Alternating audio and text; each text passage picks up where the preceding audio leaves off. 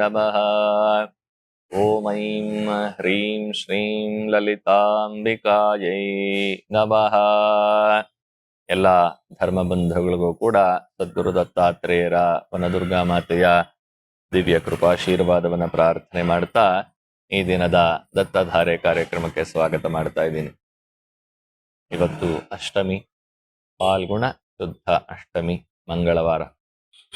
ಈ ಶುಭ ಸಂದರ್ಭದಲ್ಲಿ ಸಾಕಷ್ಟು ಜನ ಪ್ರಶ್ನೆ ಮಾಡಿದ್ರಿ, 12 ವಾರ ಯಾವತ್ತಿಂದ ಪ್ರಾರಂಭ ಮಾಡಬೇಕು ಭಾನುವಾರಗಳು ಅಂತ. ನಿಮ್ಮ ಮನಸ್ಸಿಗೆ ಬಂದಂತಹ ದಿನದಿಂದ ನೀವು ಆ 12 ಭಾನುವಾರದ ಸೇವೆಯನ್ನ ಶುರು ಮಾಡಬಹುದು.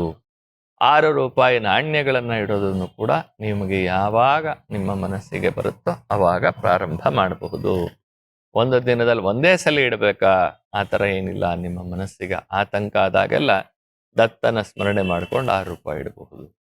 ಇದು ಸಾಕಷ್ಟು ಜನ ಕಾಮೆಂಟಲ್ಲಿ ತಿಳಿಸಿದ್ರಿ, ನಮಗೆ ತಿಳಿಸ್ಕೊಡಿ ಅಂತ ಹೇಳಿ ಆ ವಿಚಾರವನ್ನು ತಿಳಿಸ್ತಾ ಇದ್ದೀನಿ. ಹಾಗೆ ದುರ್ಗೆ ಸ್ಮೃತಾ ಹರಸಿ ಭೀತಿ ಅಶೇಷ ಜಂತೋ ಸ್ವಸ್ಥೈ ಸದಾ ಮತಿಮತೀವ ಶುಭಾನ್ ದದಾಸಿ ದಾರಿದ್ರ್ಯ ದುಃಖ ಭಯಹಾರಿಣಿಕತ್ವದನ್ಯ ಸರ್ವೋಪಕಾರಕರಣಾಯ ಸದಾರ್ದ್ರ ಚಿತ್ತ ಅಂತ ಹೇಳಿ ದುರ್ಗಾದೇವಿಯನ್ನ ಸ್ಮರಣೆ ಮಾಡಿದ್ರೆ ಎಲ್ಲ ರೀತಿಯಾದ ಭಯಗಳು, ಶೋಕಗಳು, ಆತಂಕಗಳು ಎಲ್ಲ ನಿವಾರಣೆ ಆಗುತ್ತೆ ಅಂತ ಹೇಳಿ.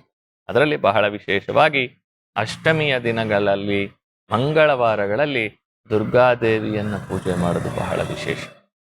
ಮನೆಯಲ್ಲಿ ವಿಪರೀತವಾದ ನಕಾರಾತ್ಮಕ ಶಕ್ತಿಗಳಿದ್ರೆ ಮಂಗಳವಾರದ ಸಂಧ್ಯಾಕಾಲದಲ್ಲಿ, ಅದರಲ್ಲಿ ಅಷ್ಟಮಿ ಬಂದಿದೆ, ಮಂಗಳವಾರ ಬಹಳ ವಿಶೇಷ. ನಿಮ್ಮ ಮನೆಯಲ್ಲಿ ನಕಾರಾತ್ಮಕ ಶಕ್ತಿಗಳು, ನಮ್ಮ ಮನೇಲಿ ಏನಿಲ್ಲ ಬಿಡು, ಎಲ್ಲ ಚೆನ್ನಾಗಿದ್ದೀವಿ.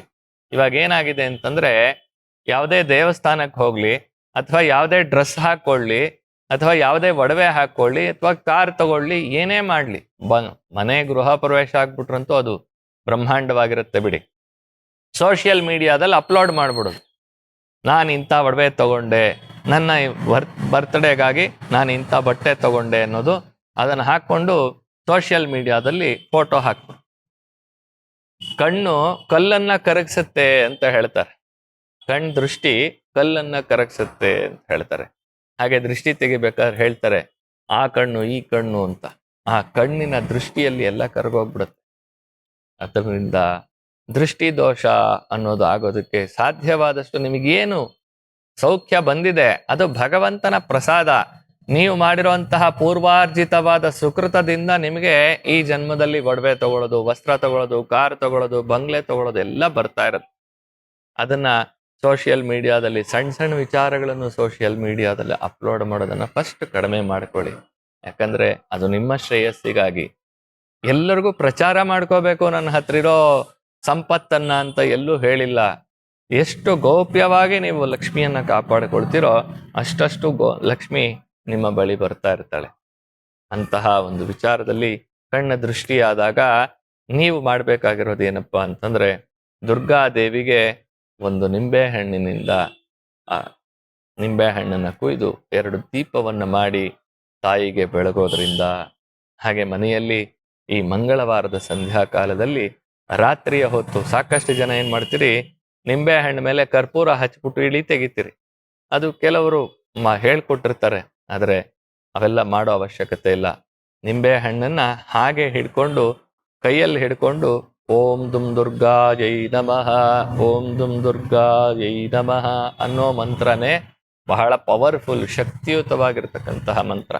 ಇದನ್ನ 8 ಸಲ ಹೇಳ್ಕೊಂಡು ಮನೆ ಬಾಗಿಲಲ್ಲಿ ಇಳಿ ತೆಗೆದು ಕೈಯಿಂದಾಗ್ಲಿ ಅಥವಾ ಕಾಲಿನಿಂದಾಗ್ಲಿ ವಚನ ಮಾಡಬೇಕು. ಇಲ್ಲದೇ ಇದ್ರೆ ಚಾಕುನಿಂದ ಕುಯ್ದು ಬಲಗೈ ಮೇಲೆ ಬಂದು ಎಡಗೈ ಕೆಳಗಡೆ ಬಂದು ಈ ರೀತಿ ಆ ಕಡೆ ಈ ಕಡೆ ಎಸಿಬೇಕು ಮನೆ ಬಾಗಿಲಲ್ಲಿ.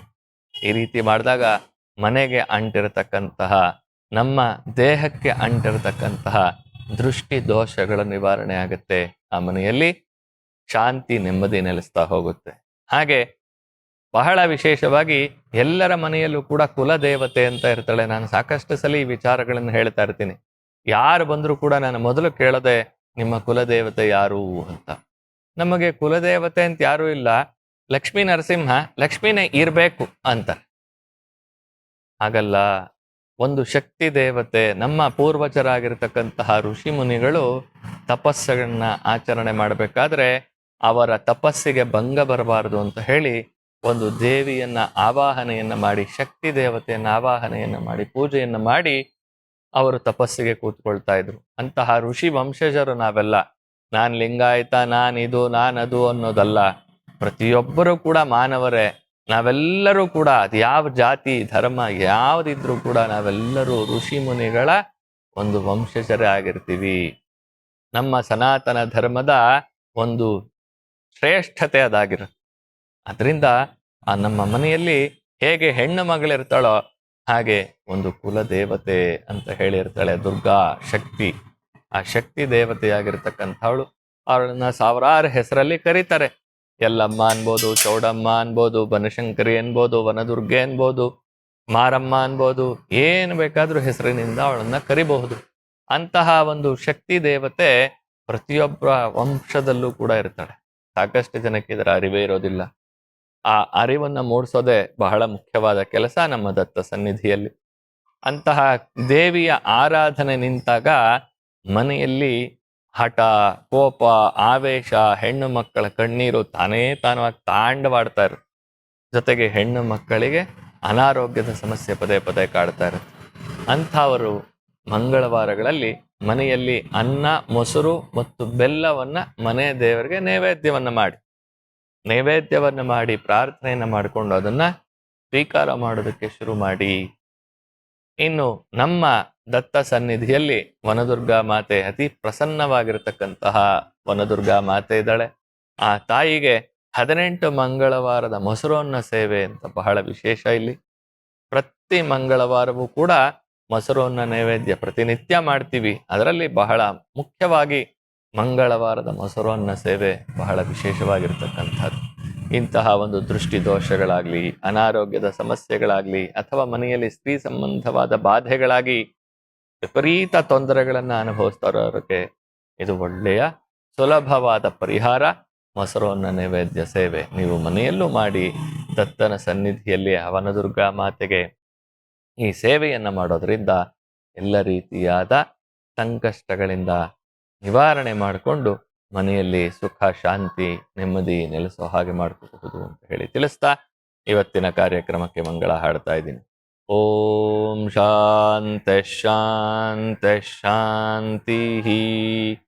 ಸದ್ಗುರು ದಿವ್ಯ ಚರಣಾರವಿಂದಾರ್ಪಣಮಸ್ತು.